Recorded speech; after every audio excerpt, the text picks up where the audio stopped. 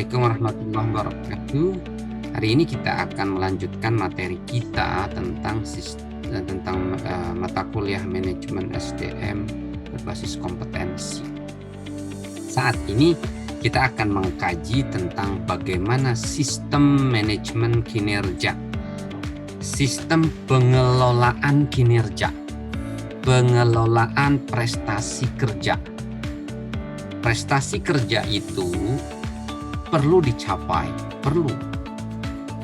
Seorang pimpinan pasti akan dituntut untuk berprestasi di dalam pekerjaan mereka, di dalam usaha mereka, di dalam kepemimpinan mereka. Karyawan juga dituntut untuk berprestasi. Nah, bagaimana prestasi ini bisa dicapai? Perlu di-manage, perlu dikelola, perlu diarahkan, perlu di-directing, diarahkan, ditujukan, dikondisikan.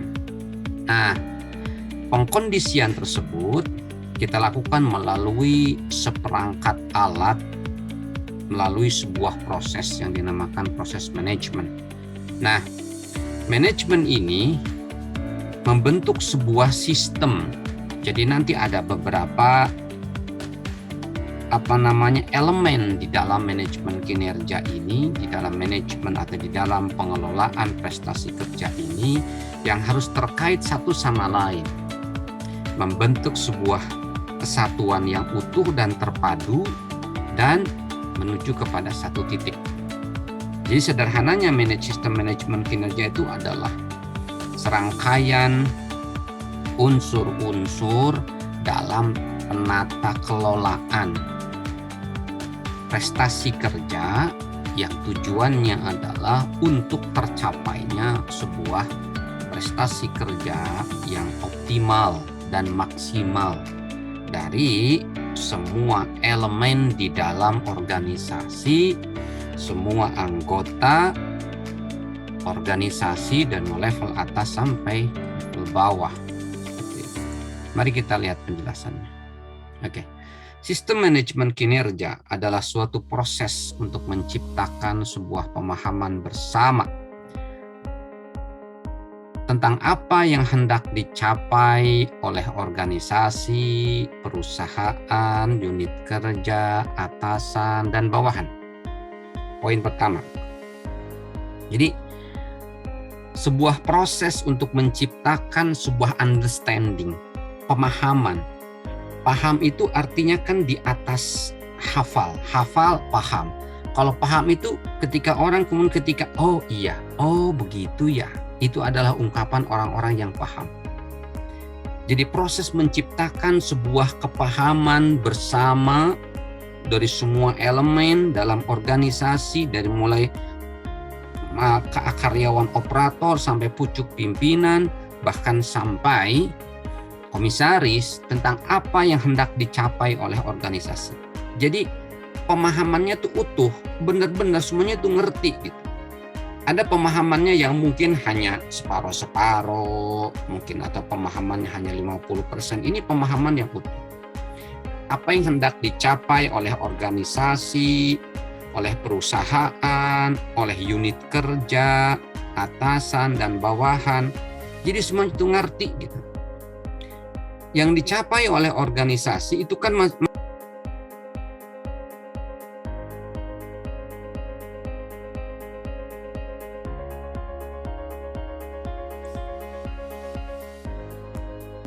jadi semuanya harus paham ya tentang apa yang ingin dicapai, target-target, keinginan. Misalkan untuk level perusahaan, mungkin targetnya adalah sederhana.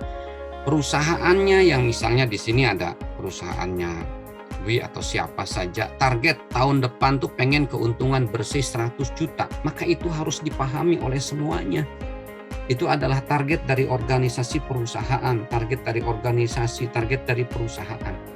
Kemudian setelah itu akan diturunkan kepada target dari unit kerja. Misalnya setelahnya punya target 100 juta tadi, maka unit kerja misalkan di bagian produksi, dia harus bisa menghasilkan sekian ratus unit barang, misalnya bagian kursi, katakanlah ada beberapa, ada unit kursi, dengan perangkatnya, ada unit lemari, unit kursi, dia harus bisa menghasilkan untuk bisa mencapai keuntungan 100 juta itu bersih dalam 1 tahun ke depan ini, di tahun ini katakanlah, atau di tahun depan ini 2022 nanti, harus bisa menghasilkan sekitar 100 unit kursi, seperangkat kursi itu 100 dengan kualitas A misalnya. Unit kerja bagian kursi itu harus paham.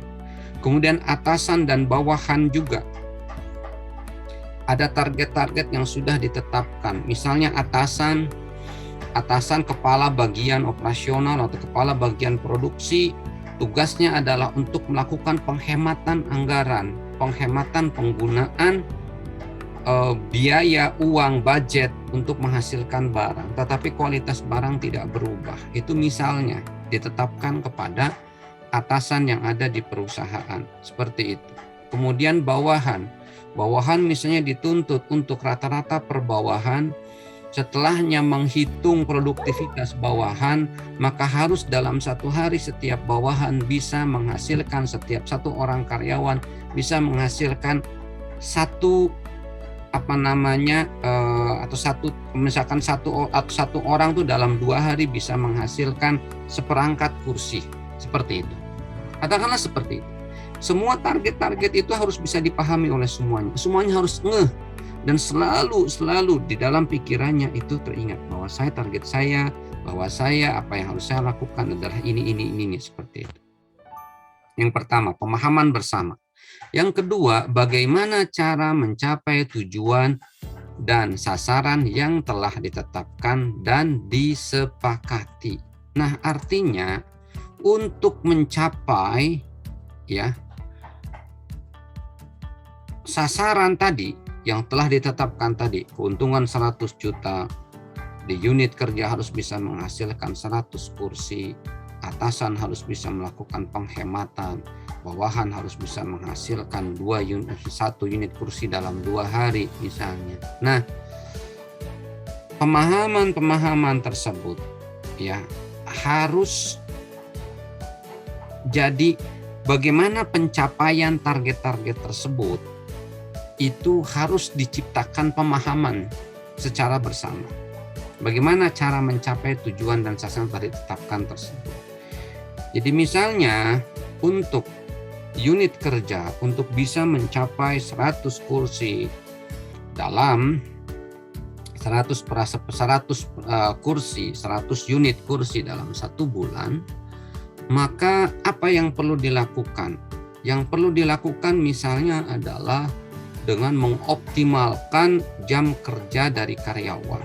Karyawan itu harus betul-betul masuk tepat waktu jam 7, keluar misalkan jam 4, atau masuk jam 8, keluar jam 5. Nah, cara-cara untuk mencapai target 100 tadi itu harus diberikan pemahaman. Nah, proses untuk memberikan pemahaman itu adalah disebut sistem manajemen kinerja. Selanjutnya, tujuan dan sasaran tersebut. Jadi setelahnya paham apa yang harus dicapai, bagaimana cara mencapai tujuan atau apa yang harus dicapai tersebut, dan kemudian dilaksanakan melalui pembimbingan serta kerjasama yang terkoordinasi, dipantau, dievaluasi, serta dinilai. Jadi setelahnya menciptakan sebuah pemahaman target-target perusahaan, target unit kerja, target atasan, target bawahan, dan kemudian karyawan itu paham cara mencapai tujuan dan sasaran yang telah ditetapkan dan disepakati tersebut. Maka kemudian setelahnya paham, maka karyawan semuanya, atasan termasuk, itu dibimbing, dan antara perusahaan dengan karyawan bekerja sama, terkoordinasi dengan baik. Karyawan dipantau pencapaian kinerja mereka, dievaluasi serta dinilai. Jadi itu. Jadi 3 komponen sebetulnya kalau dari sisi sini, apa itu sistem manajemen kinerja? Proses menciptakan pemahaman apa yang diinginkan, apa yang ingin dicapai, target-target dari perusahaan, unit kerja, atasan dan bawahan, pemahaman bagaimana cara mencapai tujuan tersebut, dan kemudian tujuan dan sasaran tersebut dilaksanakan melalui pembimbingan dan kerjasama yang terkoordinasi dan dipantau, dievaluasi serta dinilai. Oke, sistem manajemen kinerja merupakan bentuk komunikasi perencanaan, pengembangan, dan partisipasi dua arah antara atasan dan bawahan. Jadi, apa yang ingin dicapai oleh perusahaan itu ditetapkan dalam sebuah perencanaan yang dilaksanakan perencanaan itu melalui partisipasi antara karyawan dengan pimpinan. Jadi karyawan ikut menentukan target-target dan sasaran-sasaran dari perusahaan. Jadi karyawan dilibatkan.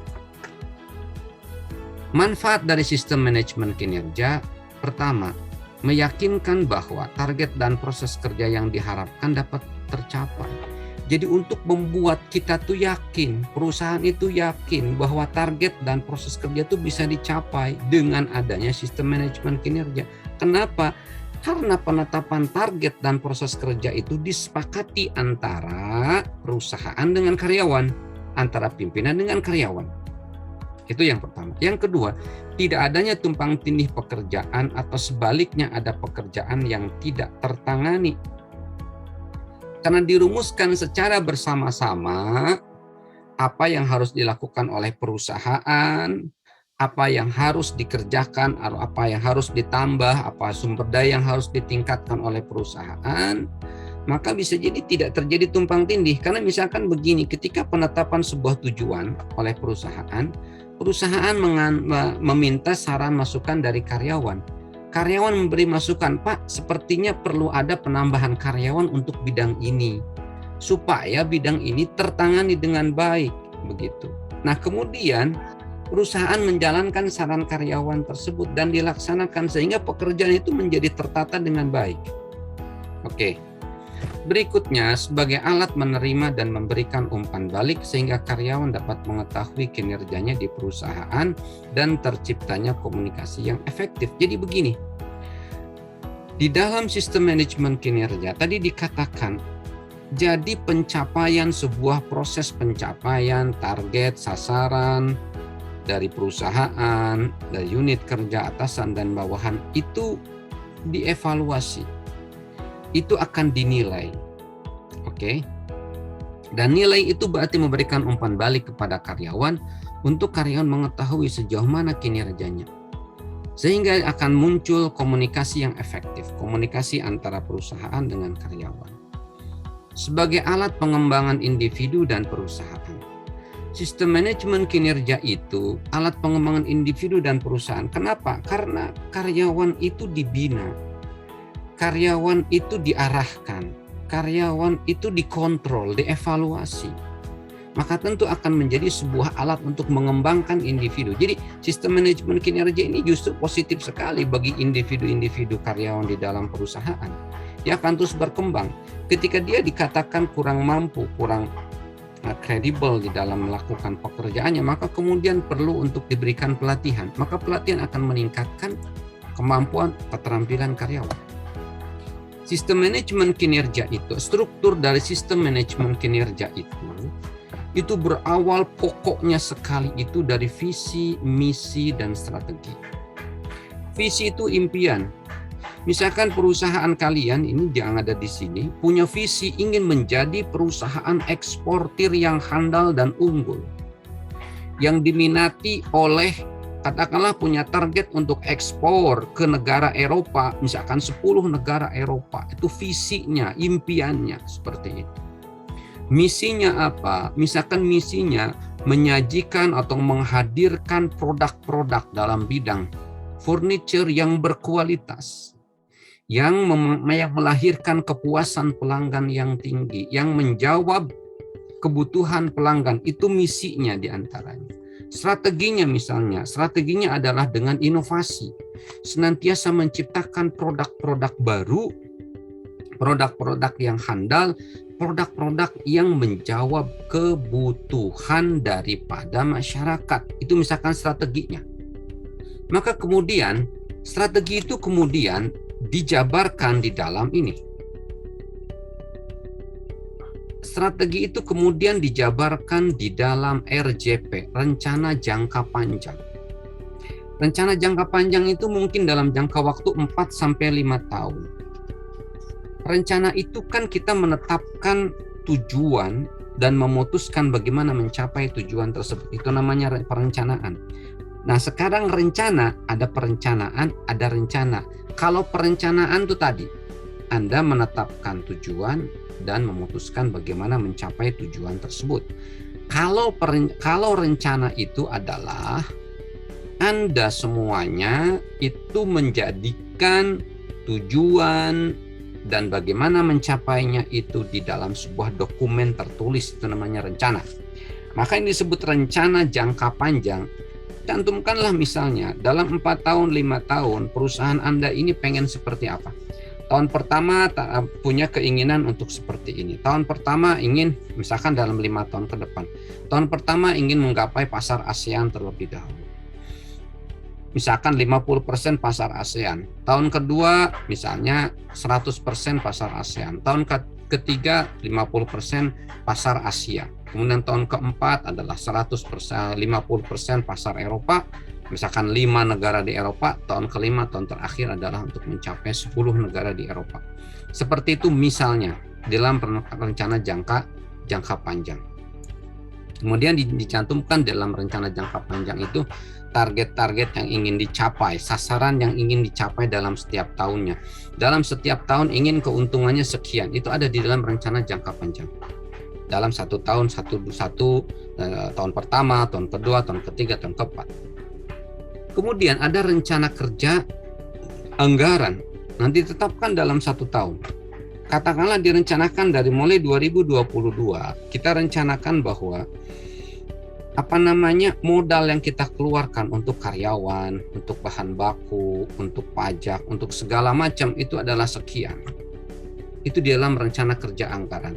Di dalam tahun 2022 ini rencana akan kita melakukan rekrut karyawan. Di dalam tahun 2022 ini rencana kita akan melakukan semacam training kepada karyawan. Itu rencana kerja dan anggaran. Berikutnya adalah rencana kerja divisi. Nah, setelahnya dari rencana kerja anggaran itu ada diterjemahkan ke dalam rencana kerja divisi. Misalnya kalau di dalam perusahaan itu ada divisi produksi, ya, maka divisi produksi itu akan melakukan sebuah rencana kerja untuk masalah memproduksi barang selama katakanlah 1 tahun sesuai dengan RKA, rencana kerja anggaran.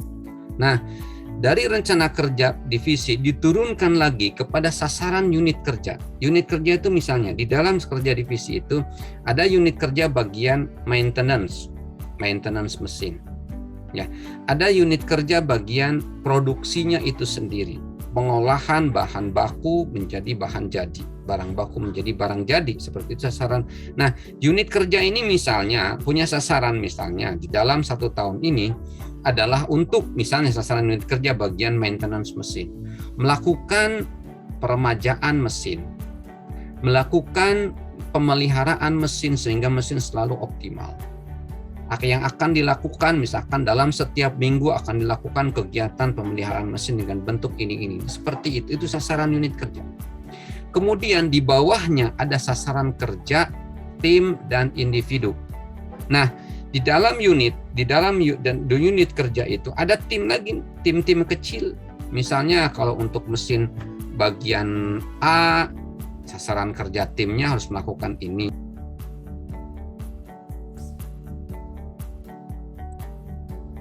Jadi tadi diterjemahkan dari sasaran unit kerja kepada sasaran kerja tim, misalkan di bagian mesin ada bagian khusus bagian mesin produksi bagian A, mesin produksi bagian B dan seterusnya.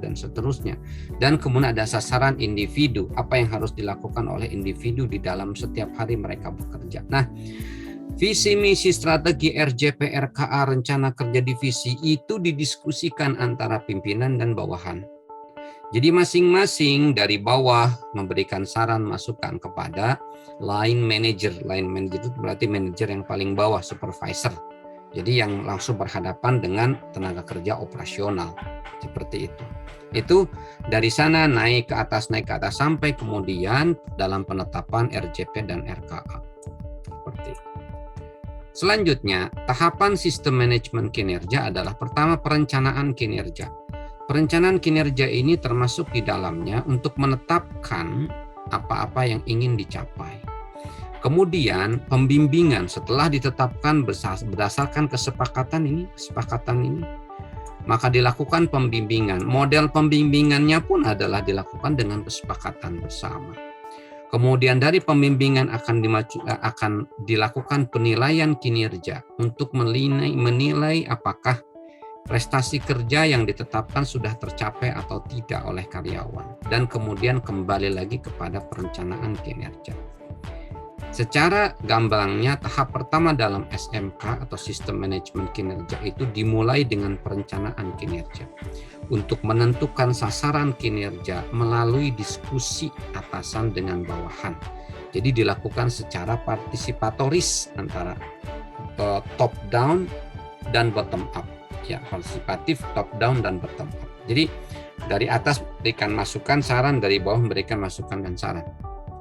Tahap yang kedua adalah coaching atau bimbingan untuk memantau kinerja bawahan, mendorong perilaku yang positif, memberi arahan dan panduan kepada bawahan dalam mencapai kinerja harapkan berdasarkan kesepakatan kinerja yang telah disepakati pada tahap perencanaan kerja. Jadi katakanlah misalkan di lembaga yang tempat saya bekerja sekarang, lembaga penelitian. Ketika kita semua nih, staf ada 4 orang dan pimpinannya 1 orang, bersepakat bahwa tahun ini kita punya target untuk mencapai dana penelitian dari luar UGJ, targetkan 5 miliar. Ya, misalnya itu adalah untuk target sebuah lembaga penelitian.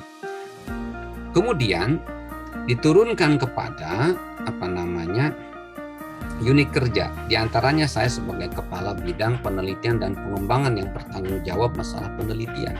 Maka 5 miliar itu adalah salah satu tanggung jawab saya untuk bisa mewujudkan bahwa di tahun 2021, 2022 harus bisa mendapatkan dana sekitar 5 miliar tadi untuk dana penelitian dari luar. Nah, target-target tersebut maka kemudian dipantau.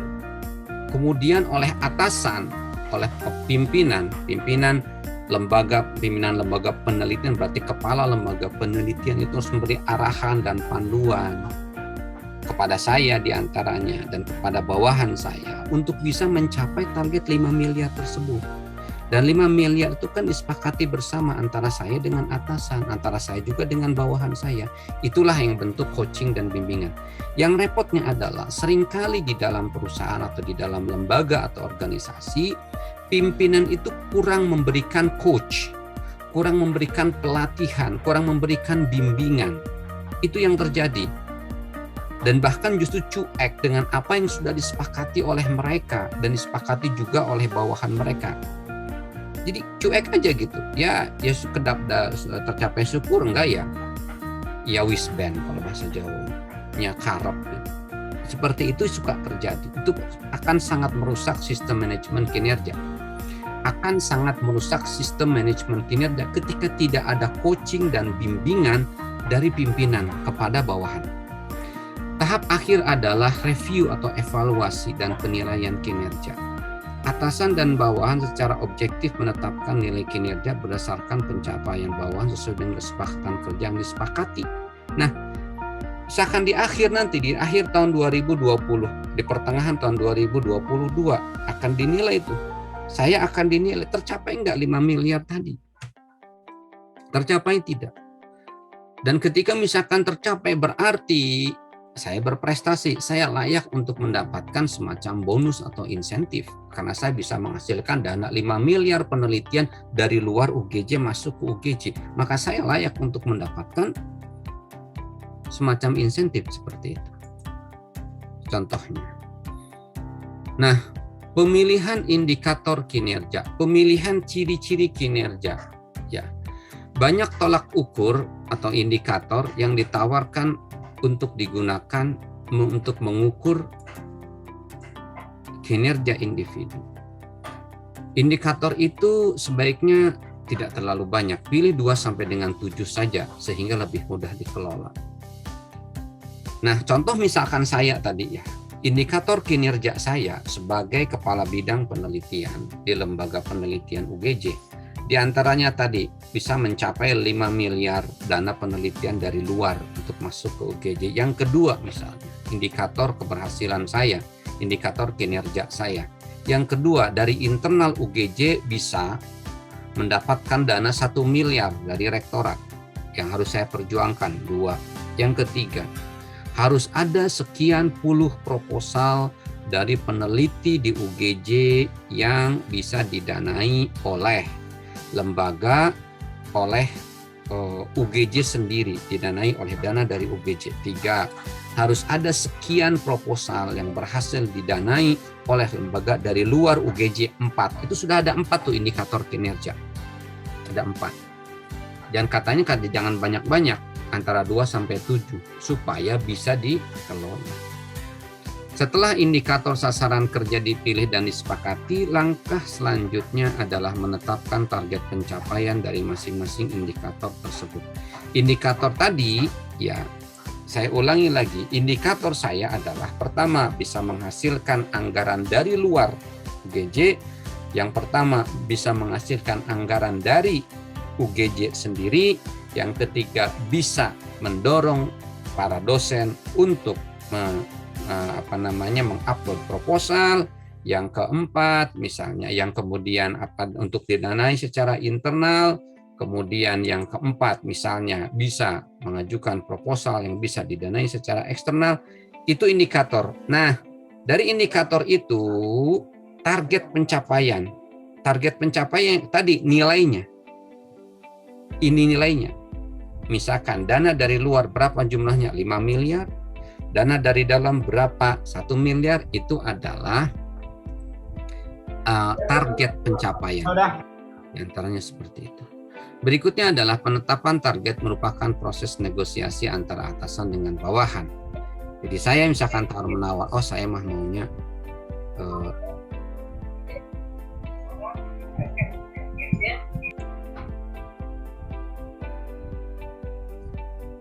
penetapan target merupakan proses negosiasi antara atasan dengan bawahan. Ya, kayak saya tadi mencoba untuk negosiasi, maunya misalkan cukup 5 miliar saja, tidak mau terlalu banyak. Target yang disepakati harus didasarkan cukup menantang, tapi masih realistis. 5 miliar ya masih cukup realistis karena kita punya peneliti-peneliti yang hebat, misalkan seperti itu. Berikutnya, pemilihan indikator kinerja. Indikator kinerja seperti yang tadi saya sampaikan tadi, ya. Indikator bahwa saya bisa dikatakan berkinerja dengan baik, itu secara umum mempunyai karakteristik SMART, spesifik, measurable, achievable, realistic, dan time bound. Yang pertama spesifik. Menjelaskan tindakan dan hasil yang spesifik secara sistematik. Spesifik, contoh misalkan saya tadi nggak usah jauh-jauh. Spesifik, mendapatkan dana penelitian dari luar UGJ, jelas. Dari mana saja, terserah, mau dari pemerintah, mau dari swasta, dari mana saja. Yang penting dana penelitian dari luar UGJ yang masuk melalui lembaga penelitian. Pertama. Yang kedua, measurable, dapat diukur. Dapat diukur enggak? Iya, dapat. Dari sisi apa? Nilai 5 miliar, tuh terukur. Achievable, orang tersebut dapat mengontrol perbuatan tindakan yang perlu untuk mencapai hasil. Bisa dicapai. Saya bisa mengontrol. Saya mempunyai kemampuan untuk bisa mencapai target 5 miliar tadi, namanya achievable. Yang ketiga adalah yang realistik, sasaran menantang namun realistis, dapat dicapai. Bisa realistis. 5 miliar itu misalkan realistis. Kenapa? Karena misalnya ada dana penelitian yang ratusan miliar disediakan oleh kementerian. Berikutnya ada time bound, menentukan kerangka waktu dalam penyelesaian pekerjaan. Sasaran lembaga divisi saya mendapatkan 5 miliar itu adalah jelas dalam jangka waktu 1 tahun dari mulai tahun akademik September 2021 sampai Agustus 2022. Contoh di sini meningkatkan kecepatan kerja dengan kualitas pelayanan tetap baik untuk pembukaan buku tabungan dari rata-rata 8 menit menjadi tidak lebih dari 5 menit per nasabah. Pegawai akan diberikan nilai terbaik 5 jika rata-rata pembukaan buku tabungan baru kurang dari 5 menit dan nilai terburuk 1 jika rata-rata waktu lebih dari 8 menit. Ini contoh pembukaan buku tabungan. Sekarang ukuran sasaran. Ukuran sasaran kinerja yang paling sederhana adalah hasil kerja yang dapat diamati, dan yang kedua kompetensi. Hasil kerja dapat dana 5 miliar itu kan dapat diamati. Ada sekian proposal dari para peneliti dosen UGJ yang masuk, itu bisa diamati. Dan kemudian kompetensi, ada kecakapan yang dilakukan oleh saya dan kemudian tim saya dalam mencapai target dan sasaran tersebut. Sasaran sistem manajemen kinerja secara konseptual lebih komprehensif adalah Balance Scorecard atau disingkat BSC yang dikembangkan oleh Norton dan Kaplan. Balance Scorecard, kartu skor yang seimbang kalau diartikan dalam bahasa Indonesianya. BSC menggunakan 4 aspek atau 4 perspektif ukuran kinerja, yaitu aspek finansial, proses bisnis, pelayanan pelanggan, dan pembelajaran dan pertumbuhan. Oke. Jadi 4 perspektif untuk menilai, 4 perspektif untuk mengukur kinerja. Mengukur kinerja. Kinerja itu bagus atau tidak diukurnya dari aspek finansial, proses bisnis, pelayanan pelanggan, dan pembelajaran dan pertumbuhan. Itu untuk mengukur kinerja. Jadi kembali lagi, BSC itu adalah alat untuk mengukur kinerja. Oke. Berikutnya, pertama dari aspek finansial. Mengukur kinerja finansial menunjukkan apakah perencanaan dan pelaksanaan strategi memberikan perbaikan yang mendasar bagi keuntungan perusahaan itu. Jadi di dalam balance scorecard, ketika ukuran yang kita ukur dari sisi finansial, maka yang harus ditunjukkan dalam aspek kinerja finansial adalah apakah strategi langkah yang dilakukan itu memberikan perbaikan yang mendasar bagi keuntungan perusahaan. Keuntungan perusahaan itu diantaranya mungkin profitnya meningkat, kemudian aset perusahaan itu bertambah atau aktiva itu modal perusahaan itu bisa meningkat, seperti itu. Sasaran kerja finansial merupakan indikator yang terkait dengan profitabilitas keuntungan, pengembalian modal, kualitas aktiva, dan aspek-aspek finansial lainnya, termasuk mungkin kenaikan harga saham. Itu adalah ukuran sasaran finansial dari balance scorecard. Nah, sasaran kerja untuk aspek finansial dijadikan bisa menjadi 3 jenis. Pengelolaan biaya yang controllable. Biaya itu terkontrol, yakni mengukur penghematan unit kerja terhadap anggaran yang telah ditetapkan tanpa mengurangi fungsi atau tujuan dari penggunaan biaya tersebut. Jadi, ukuran kinerja, ukuran prestasi kerja dari sisi pengelolaan biaya, dari sisi finansial, itu kelompok yang pertama adalah dari sisi pengelolaan biaya yang dapat dikontrol.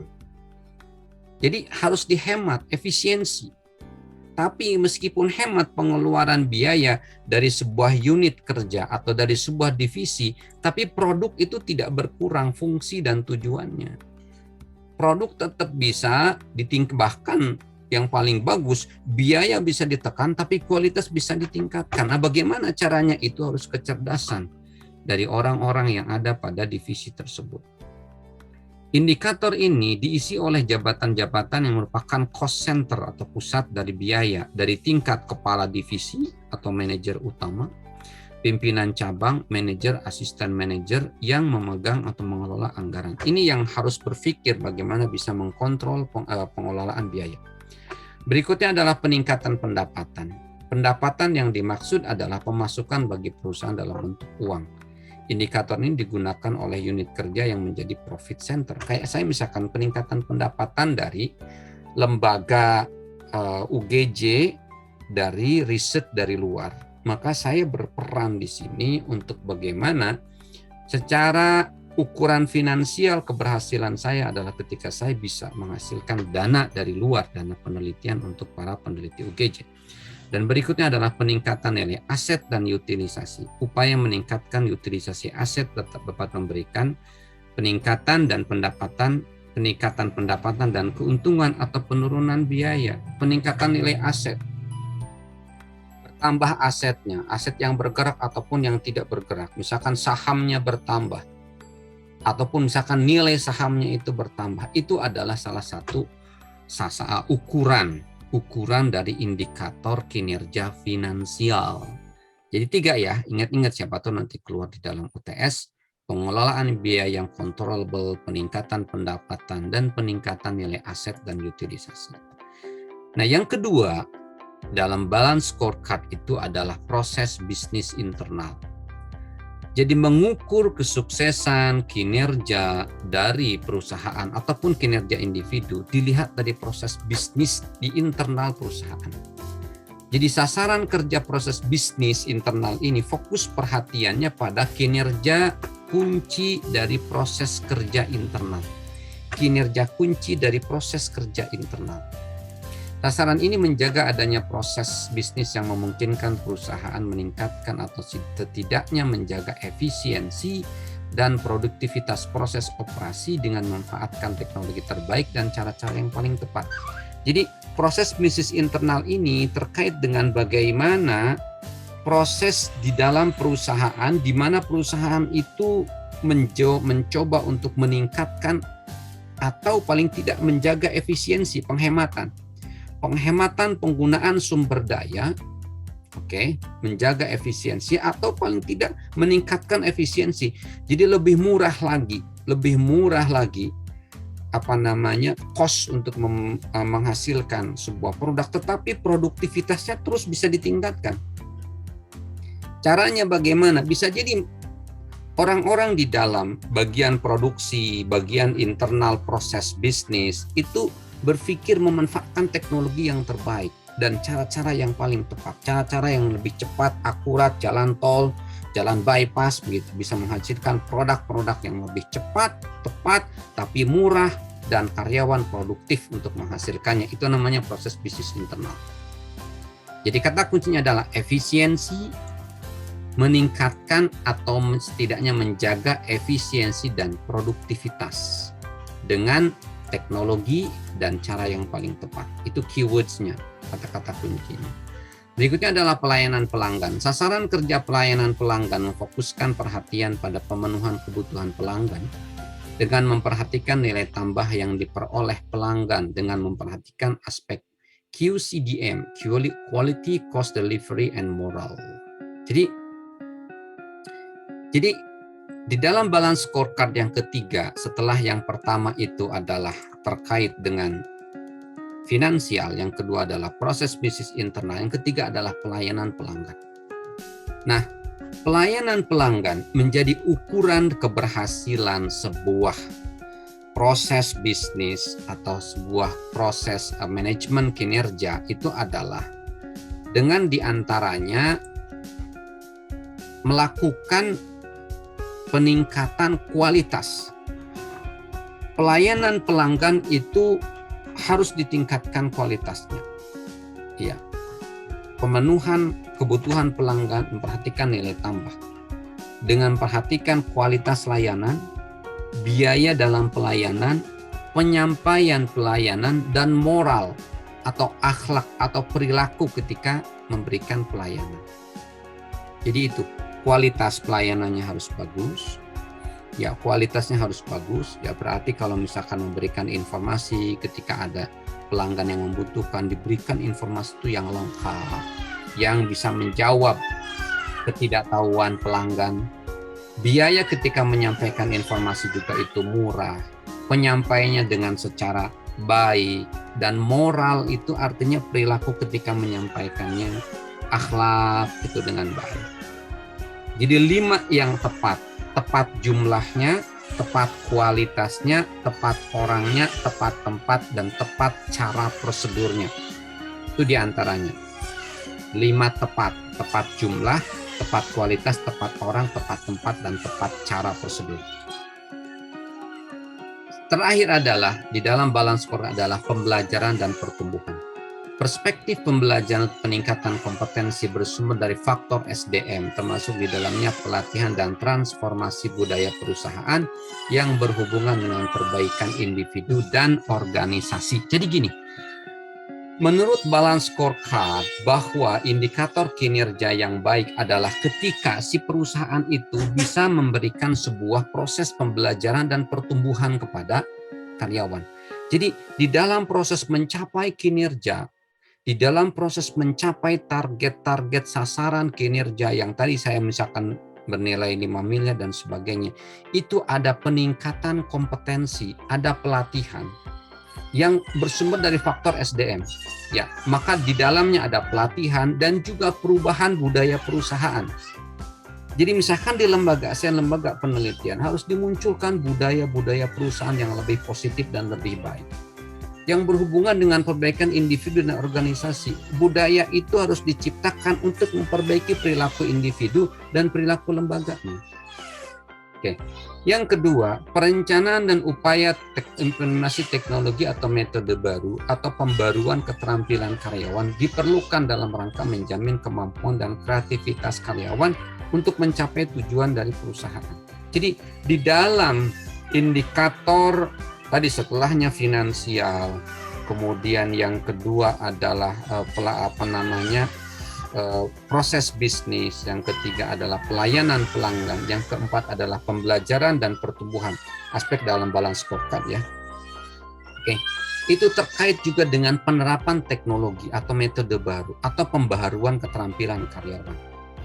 Oke, yang diperlukan untuk menjamin kemampuan dan kreativitas kamu bisa mencapai tujuan perusahaan.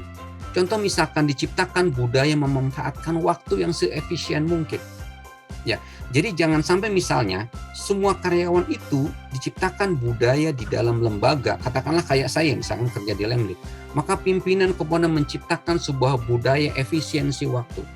Dimanapun kita berada, kita upayakan untuk bisa sambil mengerjakan pekerjaan ketika memang kita tidak melakukan apa-apa. Contoh misalnya, karyawan misalkan, staf misalnya dari lembaga penelitian ini keluar untuk kerja di bank, untuk misalkan mengurus urusan di bank, sambil di bank bawa laptop masih kerja. Jadi dimanapun dia bisa bekerja. Misalkan ada staf yang mendapatkan tugas keluar kota dari pimpinan ataupun dari lembaga UGJ, maka di jalan dia tetap bisa bekerja menggunakan HP atau menggunakan laptop. Misalkan budaya itu diciptakan sebagai bagian dari budaya untuk menjamin pencapaian dari target dan sasaran dan menjamin peningkatan kemampuan dan kreativitas dari karyawan, maka itu adalah namanya pembelajaran dan pertumbuhan. Dan itu dilakukan dalam rangka mencapai tadi target-target atau sasaran yang telah ditetapkan. Maka sekarang implementasinya bagaimana? SMK itu indikator bahwa sistem manajemen kinerja itu berhasil ketika pertama, setiap pekerja sadar apa yang diharapkan oleh perusahaan dan apa yang diharapkan oleh atasan. Jadi tahu perusahaan itu maunya begini loh, visi misinya ini loh. Tujuan sasaran untuk 1 tahun tuh ini. Tahu. Dan yang kedua, setiap pekerja memahami kontribusi mereka apakah cocok dengan pencapaian visi dan misi perusahaan atau tidak. Jadi setelahnya mereka kemudian menyadari dan kemudian melakukan action di lapangan, sadar cocok nggak sih sebetulnya dengan pencapaian visi dan misi perusahaan. Kemudian yang ketiga, setiap pegawai aktif terlibat dalam penetapan sasaran dan mendapatkan dukungan dan bimbingan yang memadai sepanjang periode. Jadi selama 1 tahun direncanakan target sasaran selama 1 tahun oleh perusahaan. Nah, karyawan ini aktif terlibat dalam penetapan sasaran dan mendapatkan dukungan selanjutnya ketika sudah sepakat. Oke, kayak misalkan gini, saya tetapkan sasaran kinerja saya selama 1 tahun mendapatkan dana 5 miliar. Maka saya perlu mendapatkan dukungan dari pimpinan dan bimbingan sepanjang periode dari mulai September kemarin sampai nanti Juli 2002 Agustus 2022 agar saya bisa mencapai sasaran yang telah disepakati antara saya dengan pimpinan, seperti itu. Nah, bagaimana sekarang pelaksanaannya yang paling tepat dari sisi perencanaan? Persiapan dan perencanaan implementasi SMK yang tepat adalah pertama, mengklarifikasi tujuan sistem manajemen kinerja kepada pucuk pimpinan. Jadi pucuk-pucuk pimpinan ada di lembaga-lembaga atau kepala divisi atau branch manager atau manager yang di level-level. Pucuk-pucuk pimpinan termasuk direktur gitu. Diberikan pemahaman, harus paham tentang tujuan sistem manajemen kinerja. Yang kedua, merancang proses yang sesuai dengan tujuan. Proses akan bervariasi dalam organisasi untuk menggambarkan fungsi dan pekerjaan yang berbeda-beda. Gini, merancang proses yang sesuai dengan tujuan. Jadi, proses yang harus dilakukan untuk bisa menyerap aspirasi, saran, masukan dari bawahan terkait dengan kinerja organisasi, kinerja divisi, kinerja unit kerja, kinerja lembaga, dan kemudian kinerja karyawan, itu harus dilakukan di dalam setiap divisi. Bisa jadi prosesnya bervariasi, ada dengan wawancara, ada dengan FGD, dan sebagainya. Langkah ketiga adalah mengadakan pelatihan untuk semua staf yang terlibat proses. Tujuannya dua, mengembangkan keterampilan terkait manajemen kinerja dan mengembangkan rasa memiliki dan komitmen line manager terhadap proses. Jadi, adakan pelatihan tentang sistem manajemen kinerja ini. Penting dalam sistem manajemen kinerja ini, semua karyawan itu memahami tentang bagaimana seluk-beluk proses manajemen kinerja. Yang keempat, audit berkesinambungan terhadap pengaruh manajemen kinerja. Apakah memenuhi tujuan? Bisa ditingkatkan lagi tahun berikutnya. Apakah proses itu perlu dimodifikasi? Seperti itu. Itu diantaranya hal-hal yang penting untuk kita ketahui dalam sistem manajemen kinerja. Satu poin lagi. 3 hal penting dalam pengembangan sistem manajemen kinerja. Pertama, harus ada keterkaitan yang jelas antara tujuan dan strategi perusahaan dengan program kerja dan sasaran kegiatan perusahaan. Kemudian dijabarkan menjadi tolak ukur kinerja dari pimpinan sampai kepada pelaksana. Jadi nyusun tujuan dan strategi perusahaan kayak tadi ya, ada visi, misi, dan strategi. Kemudian ada juga mungkin tujuan, visi, misi, tujuan, dan strategi. Kemudian ada program kerja yang tadi. Program kerja itu ada kan perencanaan jangka panjang dan ada RKA, rencana kerja dan anggaran. Itu program kerja. Kemudian, ini harus terus nyambung, harus sesuai, jangan sampai terjadi gejlok, terjadi jiglek, terjadi gap. Jadi harus nyusun gitu.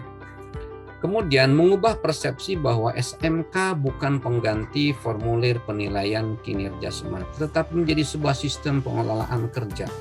Mulai penetapan kesepakatan rencana kerja dan targetnya, alat untuk memonitor progres pencapaian, dan penilaian kinerja, serta tindak lanjut. Jadi lengkap ya.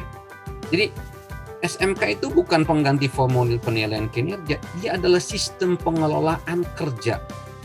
Sistem pengelolaan kerja dari mulai penetapan kesepakatan rencana kerja, target-targetnya, indikator keberhasilannya, alat untuk memonitor progres pencapaian. Apakah dengan misalnya berbasiskan terhadap data laporan-laporan, itu alat. Menganalisa laporan itu adalah alat untuk memonitor progres pencapaian. Apakah dengan cara misalnya dari setiap kepala bidang, kepala divisi melaporkan bagaimana progres pencapaian, seperti itu. Dan kemudian penilaian kinerja dan tindak lanjut, itu diantaranya. Proses bimbingan dan pengembangan SDM yang diberikan sesuai dengan kebutuhan untuk mencapai target. Jadi proses bimbingan itu harus diberikan. Jadi tidak bisa dicuekin. Setelahnya kita tetapkan planning, kita tetapkan sasaran, kita tetapkan tujuan, target, dan sebagainya. Kemudian SDM, karyawan itu ditinggalkan begitu saja, tidak dibimbing. Pimpinannya cuek, pimpinannya apatis, nggak peduli dengan apa yang sudah dia sepakati. Itu bahaya sekali. Maka sistem manajemen kinerja itu tidak jalan. Pimpinan itu harus ngontrol ke bawah. Sebagai seorang manajer, dia harus melakukan planning, organizing, actuating, atau leading, dan mengkontrol, mengawasi. Ketika ada sesuatu yang tidak tercapai, itu segera dikoreksi. Saya kira cukup seperti itu materinya.